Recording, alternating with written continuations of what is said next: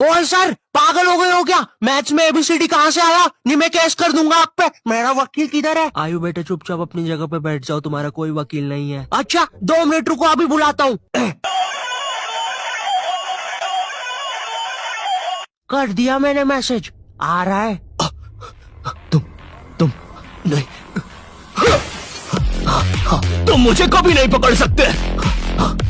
अरे लेकिन मैंने तो मजाक किया था, ये तो सच में ही भाग गए। सर भी फूट गया होगा रे खिड़की से। मैथ्स पर मुझे बचपन से ही भरोसा नहीं था। एक बार 5th क्लास में मैंने 9 का टेबल रटा था, 9 घंटे लगा के। अगले दिन स्कूल गया तो एक एबला बच्चा आके मुझे 9 का टेबल लिखने की ट्रिक बता रहा है। भाई 9 का टेबल कौन याद करता है यार? तू ऐसे लिख सकता है, 9 8 7 6 5 4 3 2 1 1 2 3 4 5 6 7 8 9। माँ कसम बता रहा हूँ, उस टाइम वो बच्चा बस मुझे 9 का टेबल लिखने की ट्रिक बता रहा था, लेकिन न जाने क्यों उस टाइम वो मुझे मेरे 9 घंटे की मेहनत पे मूतता हुआ नजर आ रहा था। अरे 9 का टेबल कौन याद करता है? इससे तो 9 घंटे में स्टार उत्सव पे शाकरा का बूम बूम देख लेता है।